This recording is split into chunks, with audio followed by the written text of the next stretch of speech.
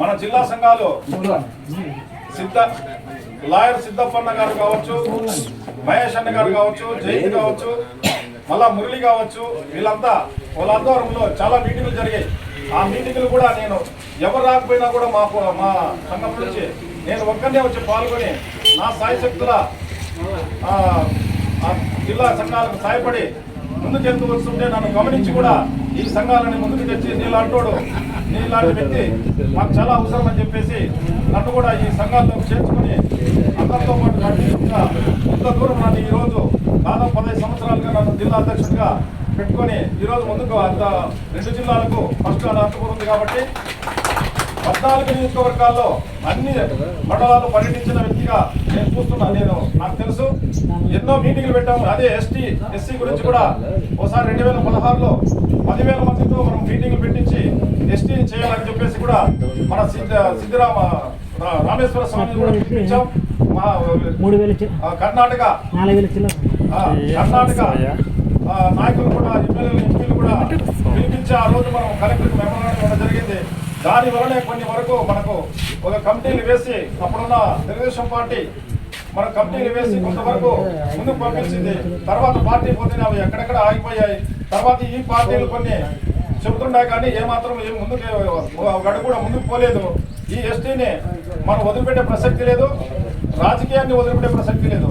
మొన్న అమర్నాథ్ అనే అతను తిరుపతి మెట్రో నుంచి దుర్గమ్మ మెట్రో వరకు దాదాపు 800 కిలోమీటర్లు అతను కొంతమంది టీం 25 మందిని టీం ఏర్పరచుకొని అన్ని అక్కడున్న కొన్ని 7 జిల్లాల్లో నడుచుకుంటూ పోయి మనకి ఎస్టీ రావాలని మన కులం తరఫున ఆయన కూడా చాలా ప్రయత్నం చేశాడు. ఆయనకి ధన్యవాదాలు.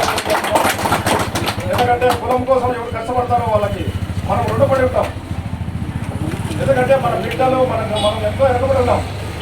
మనము ఓట్లే రాళ్ళగొట్టు కానీ కంకర కట్టుకొని ఇలాగే ఉండడం మనకేమన్నా మనం ఇక్కడే కంప్యూటర్ యుగంలో మనం కూడా ఆ వృత్తిని అభివృద్ధి చేసుకోవాలి.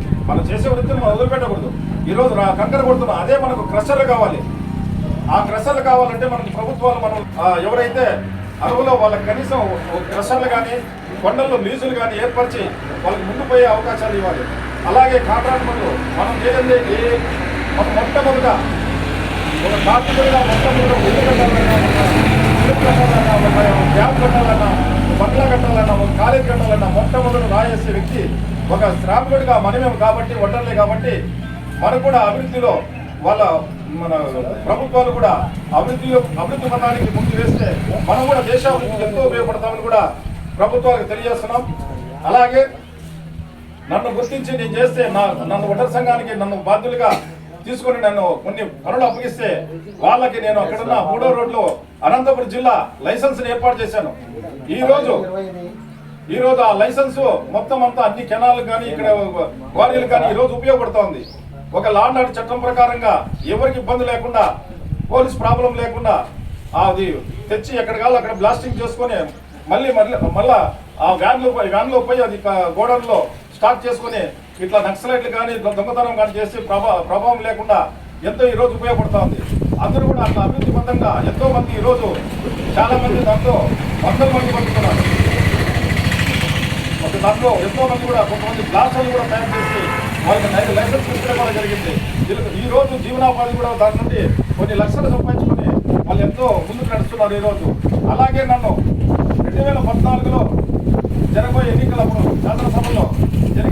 శాసనసభకు నన్ను మన సంఘమంతా జిల్లా సంఘాలంతా తెచ్చి ఉండాలయా ఇలాంటి ఉండాలా నిజాయితీ పరడు ఖర్చు పెట్టుకోవద్దని చెప్పేసి ఆ మురళి కావచ్చు మిగతా అన్ని మండలాలు నన్ను అందరూ జయంతి కావచ్చు మొత్తం అందరూ తెచ్చి పుట్టపర్తిలో మనం ఖచ్చితంగా భిన్న అవుతామని చెప్పేసి దాదాపు 50,000 చిల్లర 50 పైచీలకు ఓటర్స్ ఉన్న పుట్టపర్తిని మనం ఎంచుకొని మన జిల్లా తరఫున నామినేషన్ ఆ రోజు కొన్ని పార్టీలు అడిగాం, ఇస్తామని చెప్పేసి బీసీకి ఇస్తామని ఆ రోజు మనకు ఒట్టి చేతి చూపారు, మొండి చేతి చూపారు కాబట్టి మన వాళ్ళంతా కలిసి నన్ను నామినేషన్ వేయించడం జరిగింది.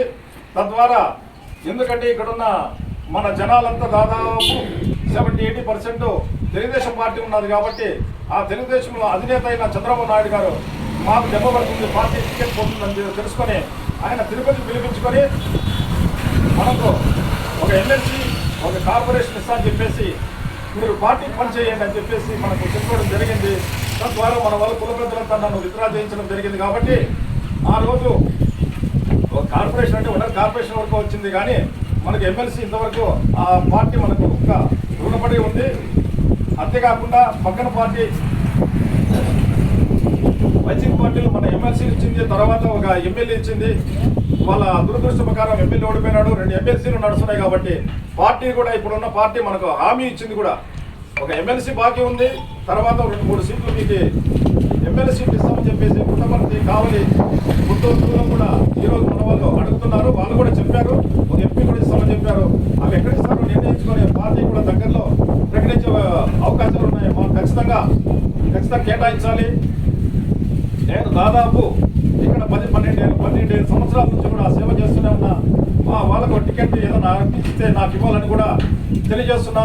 ఈ సభామూలంగా తెలియజేస్తున్నా. నేను అసెంబ్లీకి వెళ్ళి మా వాళ్ళకి ఏది అభివృద్ధి గురించి కూడా మాట్లాడి, మాకు ఈ మండలానికి, నేను మా కులానికే కాదు, మా ఈ పుట్టపర్తికి ఈ 6 మండలాలకు ఏం అవసరమో దాన్ని ఒకటి కూడా అధినేతతో మాట్లాడి కూడా నేను చేసుకోగలని కూడా తెలియజేస్తున్నా. ఒక రైతులకు కానీ ఒక యూత్కి కానీ నాకు ఏ విధంగా చేయాలి కూడా నాకు బాగా తెలుసు అన్ని రకాలుగా. ఎందుకంటే చిత్రావతి ఏరుంది, ఆ చిత్రావతికి మనం ఒక డ్యామ్ ఏదైనా నిర్మించామంటే మొత్తం 6 మండలాలు, దానికి కాకుండా పక్కన మండలాలు కూడా మనం వాటర్ సప్లై చేసుకోవచ్చు. అలాగే 2-3 ఫ్యాక్టరీలు మన ఏరియాలో ఏదైనా ఏర్పాటు చేసుకున్నామంటే దాని తద్వారా యూత్ కూడా మంచి అవకాశాలు ఉన్నాయి కూడా తెలియజేసుకుంటున్నాను. దగ్గరలో టికెట్ కూడా ఇచ్చే అవకాశం ఉంది. చంద్రబాబు నాయుడు కూడా హామీ ఇచ్చాడు, ఆ హామీని నెరవేర్చుకోవాలని కూడా ఈ సభామూలకంగా తెలియజేస్తున్నా. జై వడ్డెర, జై జై వడ్డెర. నాయకత్వం జై వడ్డెర.